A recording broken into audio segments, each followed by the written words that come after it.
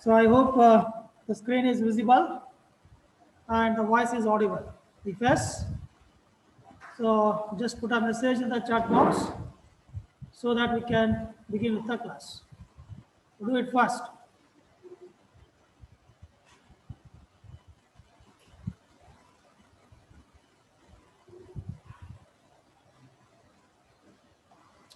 Okay, fine. So now we will start the class now. Okay, so now in the previous session we have discussed the equivalent circuit and frequency limitations, right? So in that, we have discussed about the equivalent circuit of JFET. Then we have considered one cross-sectional view.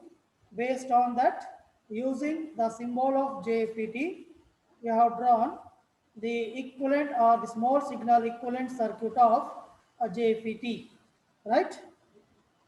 Where the symbol of JFET is replaced by its equivalent components.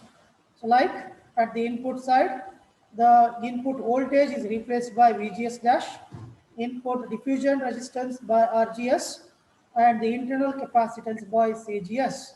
So like this, we have replaced gate to source, gate to drain, and drain to source by its equivalent circuit. So then we have considered only the equivalent circuit which is shown in figure B, okay, and then we have considered figure C, assuming the effect of RS from this above circuit, and then we have derived the expression of IDS, that is drain to source current. So using the effect of series source resistance. So based on this, we have derived the expression for small signal equivalent circuit, that is IDS equals to Gm into VGS divided by 1 plus Gm into Rs. So from this equation, we have cleared that the drain current will be reduced by the factor of 1 plus Gm into Rs. So nothing but here the JFET output current can be controlled by using the factor 1 plus Gm into Rs. So this is what we have discussed in the previous session, right? So now in today's class, we are going to discuss about the next topic in equivalent circuit and frequency limitation. So that is frequency limitations, okay? So again, here also what I'm going to do in frequency limitations, I'm going to consider this equivalent circuit first, then later on what I'm going to do, so here I only consider the factors which affects the frequency now. I hope you guys getting what I'm saying. In the previous session, we have derived the effect of source resistance Rs. This effect, source resistance Rs, at the output current across drain, that is IDS. So now here we will consider only the factors which affects the frequency. Okay, what I'm saying is frequency now.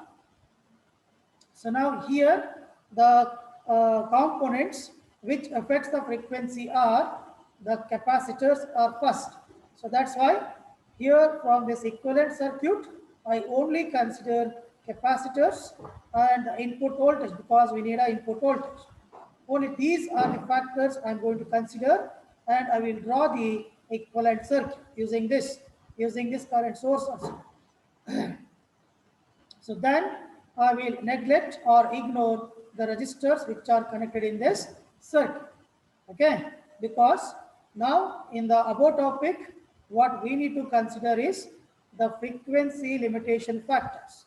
So which are the factors that affect the frequency now? So I will tell you why I'm talking about frequency. Now look at the circuit here which is drawn.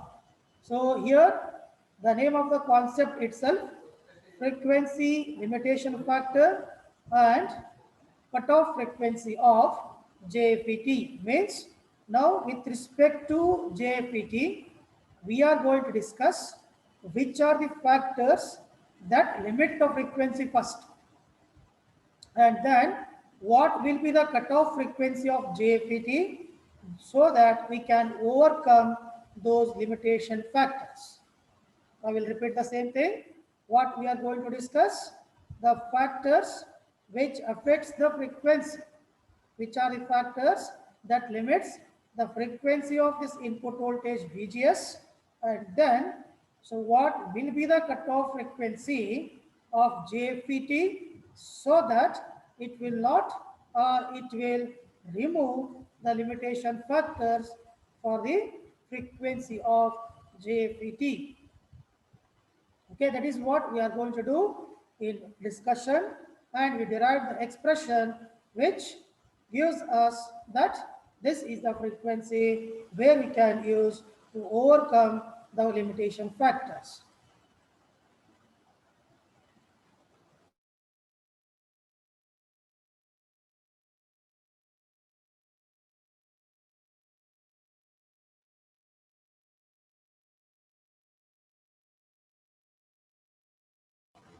Okay, so now, uh, so first thing, so what I'm going to do here, look at the circuit now. What we have between the gate and source. This is a source.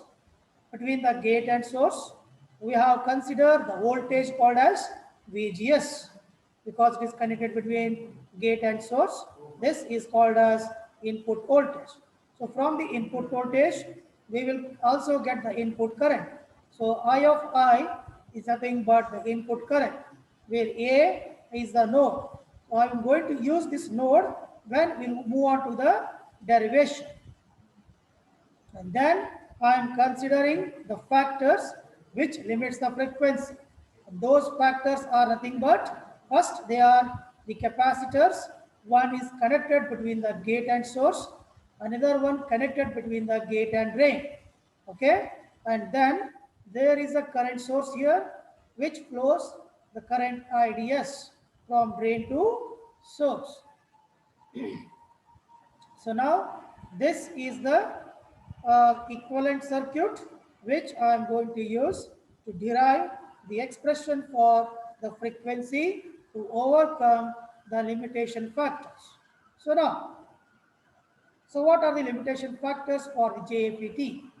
So there are two factors which limits the frequency in JFET. So this equivalent circuit represents what? JFET itself. Okay, that you have to remember properly. So this equivalent circuit is nothing but JFET now. So now, how this JFET limits the frequency using some factors, and those factors are, one is channel transit time, and the second is capacitance charging time.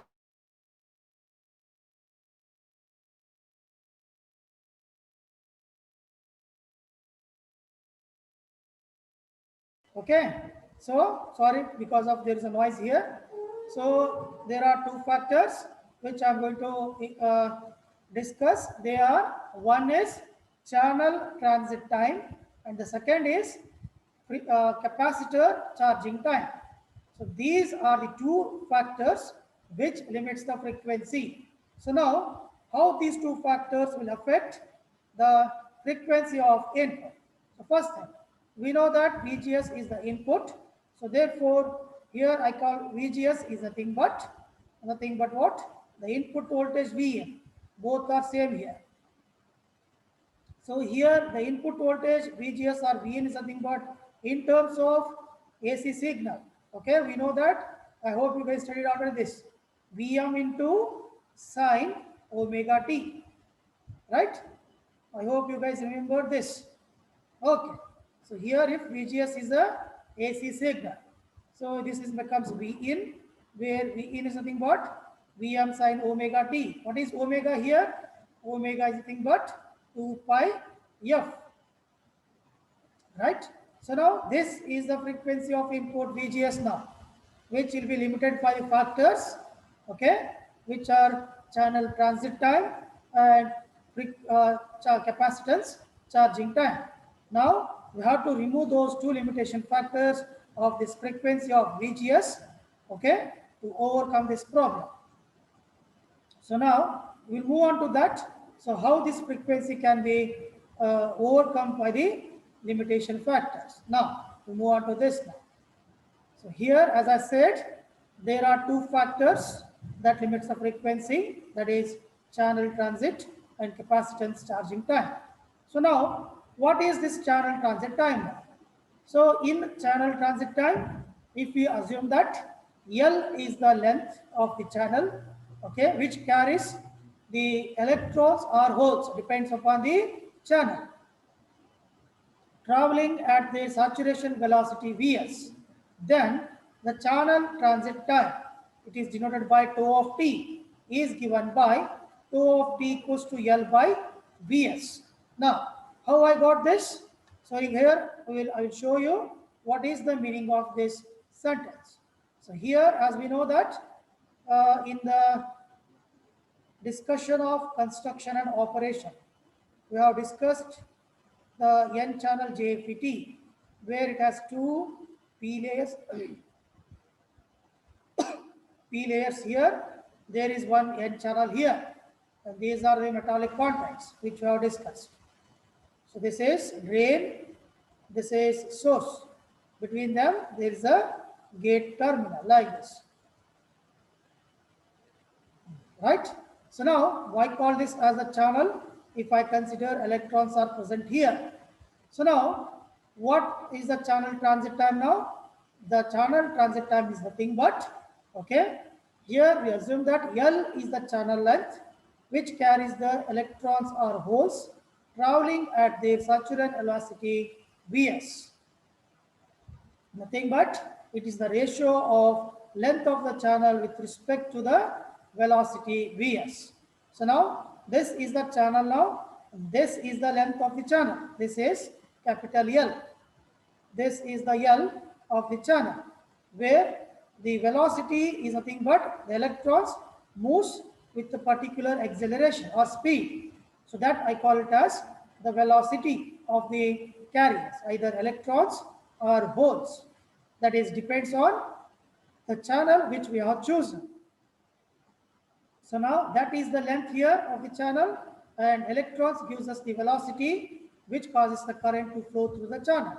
So as we know that, I think we already studied, the velocity is nothing but what? Distance traveled by time taken, right? V equals to d by t. Distance traveled by time taken. That is the velocity here. Here the velocity of these electrons I call it as Vs. So therefore, I will write here it is as Vs is the velocity, d is nothing but the distance, we call it here is length, that is the length of the channel.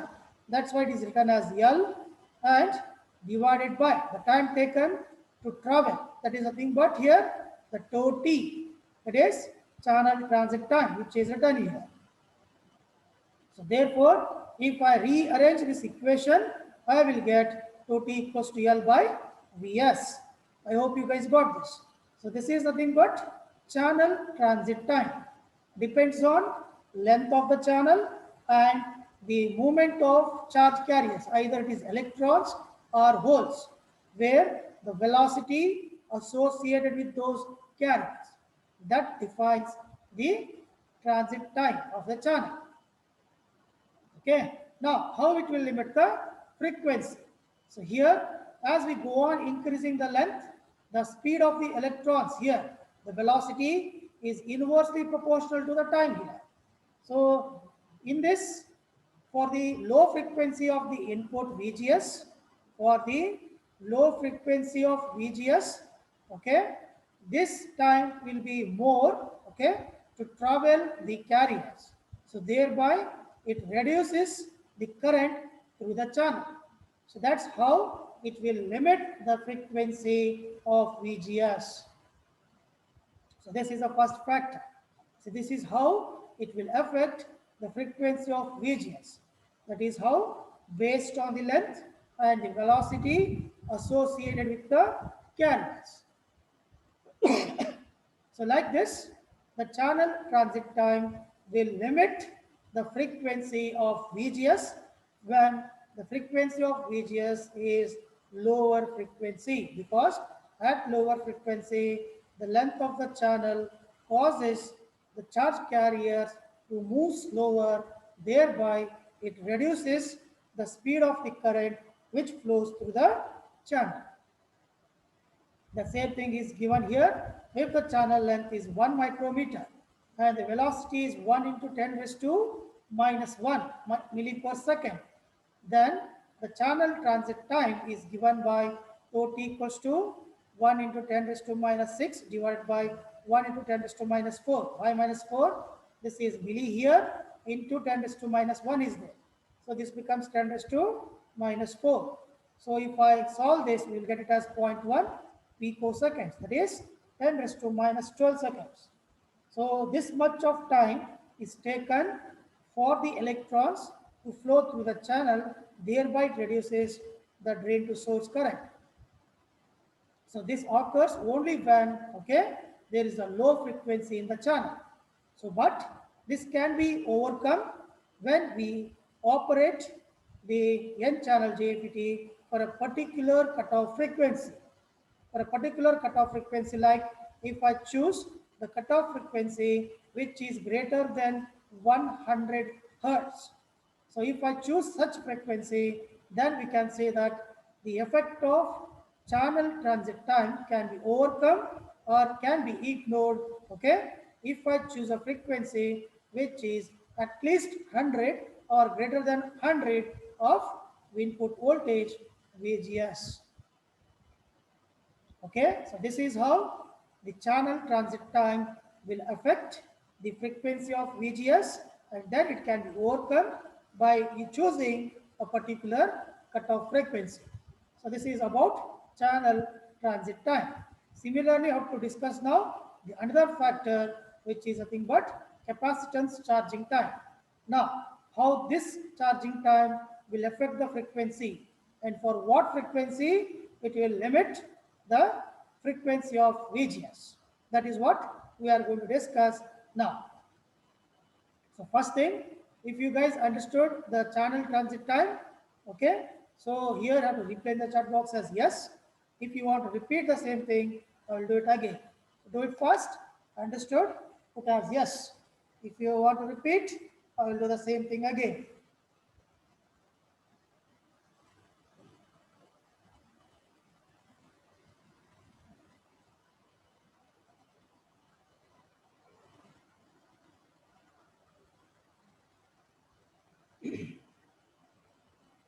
See, I'm expecting everyone to respond in the chat box because I want everyone to understand this concept.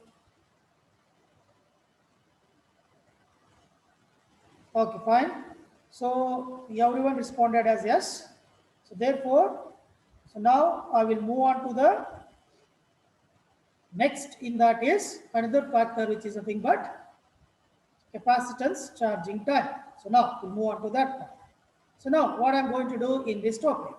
So in capacitance charging time, so which is shown in the figure, which is shown in the figure here. So here what I'm going to consider, I will consider the small signal equivalent circuit, and we know that the frequency is inversely proportional to the reactance of the capacitor. We already discussed this, okay? So now using that concept, here if you go on increasing the frequency, the reactance of the capacitor also decreases. So now, so we have to discuss what happens to the capacitors like CGS and CGD and how they play a role, so which limits the frequency, and then how come we overcome that limitation. That is what we are going to discuss now. So in terms of equation, now we know that here, so in the capacitance charging time, which is shown in the equivalent circuit, it includes primary junction capacitors, CGS and CGD, which are shown here, and ignores the diffusion resistors and series resistors because the resistors doesn't have any role in the frequency. So that's why we have only considered the capacitors.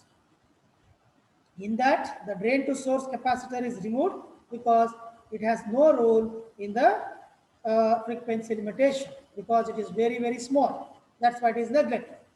Now, in the frequency gate to source voltage, okay, so if the frequency of gate to source voltage is increased, then what happens?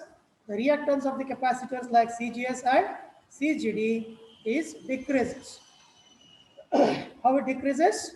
As we know that the reactance of the capacitor is inversely proportional to reactance. If we remember this equation, it's C equals to what?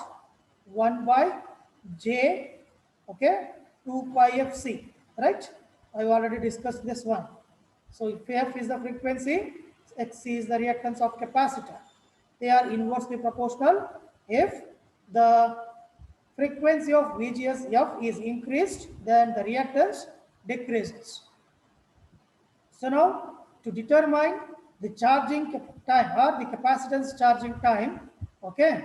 So for this, what I'm going to do, so here we'll assume that in this equation or in this small signal equivalent circuit, we'll assume that the input current I of I has a magnitude which is equals to the output current IDS of magnitude. Means in terms of magnitude, the input current is equivalent to the output current IDS.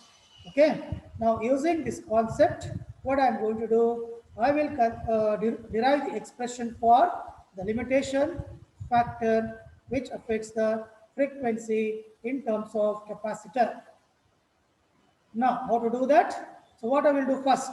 So here, assuming that the output is short circuited, means the gate to source, sorry, drain to source is connected with GM into VGS now. So now what I'm going to do? So now I will apply the KCL at node A. As I said, there is a node here which is shown here. So now apply the KCL at node A. So which are the currents entering and which are the currents leaving here? I of I is the current which entering to the node A. Similarly, here the current across this capacitor we have to get, and the current across this capacitor we need to get. So as we know the Ohm's law, I of I is the current entering, that is KCL. According to KCL, the current entering is equivalent to current leaving. I of I at node A is entering, and the current across this capacitor and the current across this capacitor is leaving now. So therefore, we have to write these two in terms of current like this. So therefore, we can say that. So therefore, we can say that here current I of I is equal to the current across CGD and the current across CGS. How to write this CGD and CGS current? Using Ohm's law. As we know that I equals to what? V by R, right? Here V by R. So in this, what is V here? V is nothing but input voltage, VGS. So VGS divided by, here R is nothing but what? The reactance across CGS and the reactance across CGD. So here if I write the reactance across CGS, then X of CGS. In place of R, we have to write the reactance of capacitor. That's the change. Because for resistor, we have R. For capacitor, we have reactance. Similarly, for inductor, we have inductance. Only that is a change. So now, using this Ohm's law concept, what I'm going to do, I of I is entering and the current across CGS and CGD are leaving. Now I will write these two in terms of current using voltage and reactance. So which is shown here. I of I equals to VGS by XGS is the current across CGS plus VGS by CGX of CGD. This is the current across CGD. Now these two are the currents. Now we know that what is XGS? So reactance across capacitor is nothing but 1 by j omega into CGS, which are discussed in the frequency also. Similarly, XGD, which is given by like this. Now let us substitute these two in this equation. Now what I will get? So we will get like this. So equation 1 becomes I of I equals to VGS divided by 1 by j omega CGS. I am substituting these two in this equation. Now we can multiply it to the numerator. What I will get? So I have phi equals 2. So j omega CGS into VGS plus VGS into j omega into CGD. So in that, I have to take the common factors. So which are the common factors here? J omega VGS is a common factor. Now take them common, left with CGS plus CGD. Let us take it as equation 2 now. So now let us substitute CGS plus CGD as CG.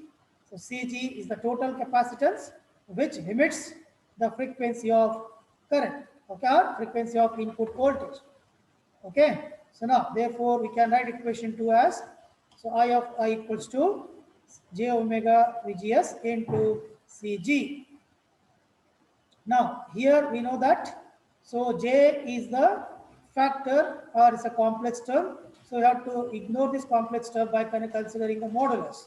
If I consider the modulus of I, then j becomes what? Square root of -1. So that can be neglected in the modulus because minus can be neglected. So that's why you have removed the j. You can directly write magnitude of I equals to omega into Cg and VGS, because why? J is a complex or it is an angle and it is removed and ignored. So that we can write the magnitude of I or modulus equals to, we write omega is nothing but what? 2 pi f. Here written as ft because this is the cutoff frequency of, okay, JFET. That's why 2 pi ft into Cg into VGS. This is equation 3. And I will also know that the drain current IDS is nothing but what? GM into VGS. And we considered the magnitude of I is equivalent to the magnitude of IDS, output current equals to input current. So that is written here. Comparing equation 3 and 4, where the magnitude of input and output current are equal, means they are equal. So comparing these two, we can write GM into VGS equals to 2 pi FT into CG into VGS. So in that, VGS and VGS get cancelled. So what I left with? So we left with, okay, GM equals to what?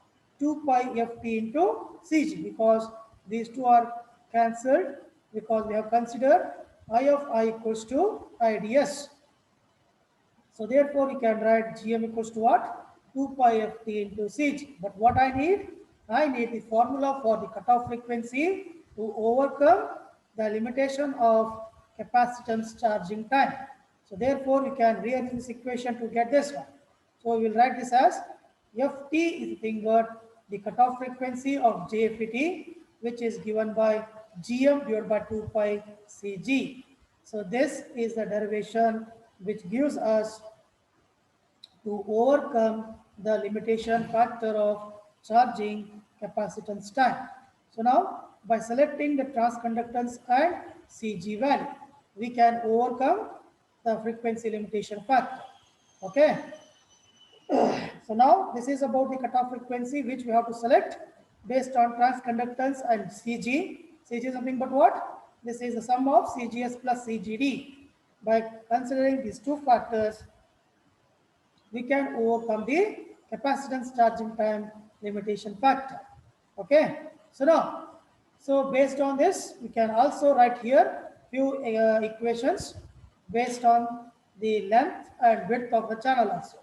So this is a general equation of frequency. Now, so let us consider what happens if I consider the maximum transconductance and the minimum gate capacitance. What happens to the cutoff frequency? That we are going to discuss now. So here, when I consider the maximum transconductance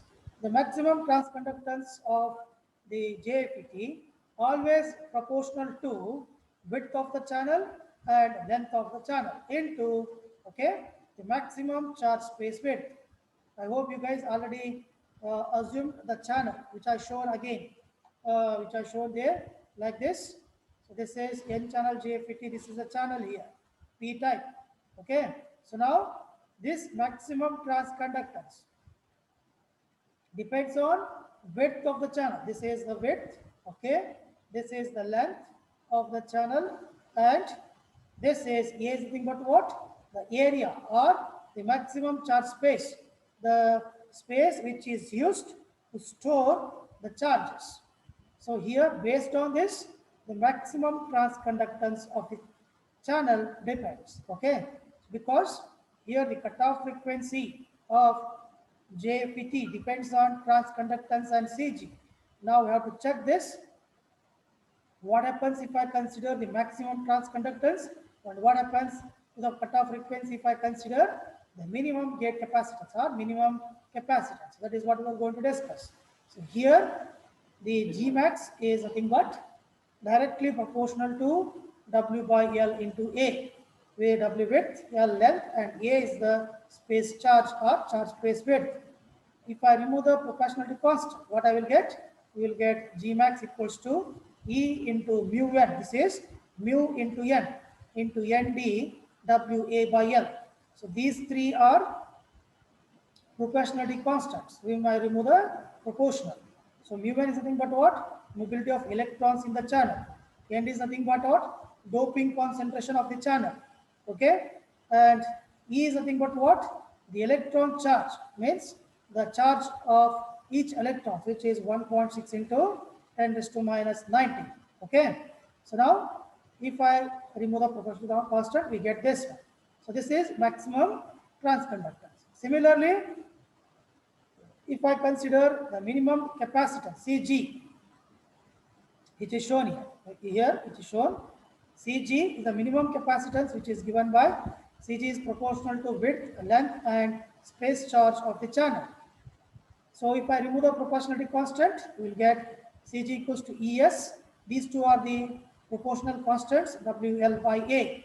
What is Es here? Dielectric medium between the two plates of the capacitor. And so this ES now is nothing but dielectric medium between the two plates. Again, two plates are nothing but the two P-type materials which are present in the channel. So I will show you again, don't get confused here. These acts as a two plates. These two are two P-type materials. This is the channel. These two plates acts as the dielectric medium, okay, which is taken from this channel itself. So now using Cg and using that maximum transconductance. So now I will substitute this equation 7 and this equation 8. Okay, this is equation 8 in equation 6, that is cutoff frequency here. This is the cutoff frequency. So if I substitute here, I will get this term. So this term belongs to the maximum transconductance and this term belongs to the minimum gate capacitance. So now in that the common terms get cancelled here. So W and W get cancelled. The remaining term written as it is, this A goes to the numerator and multiplied becomes A square. This L and this L in the denominator multiplied becomes L square. So now from this we can say that Ft is the cutoff frequency depends on now indirectly now it depends on the charge of the electrons, that is E, mobility of the electrons, that is mu n, doping concentration of the channel, maximum space charge of the channel. There will be 2 pi into Es is the dielectric medium of the channel and L is the length of the channel. So all these things depends on the fabrication of JFET. So based on the fabrication, the manufacturer will provide us the cutoff frequency for JFET. Based on that cutoff frequency itself, we have to operate JFET. Otherwise, there will be a limitation factors. Okay, so this is about the frequency limitation for and the cutoff frequency of JFET. So I hope it is clear for everyone. Okay. So if you understood, put as yes. With that, you have to put your attendance because I have left it only less than 1 minute. Do it fast. Understood? Put as yes with your USA number also. Do it fast.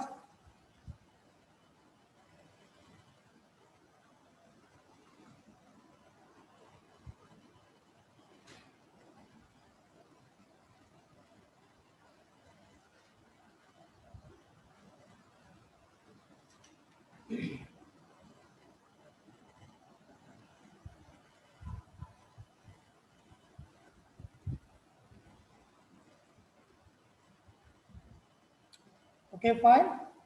Hope everyone understood the concept of frequency limitation factor and the cutoff frequency. The next class, we will start with the next topic. Okay. Okay. In the next session. So thank you for attending the class.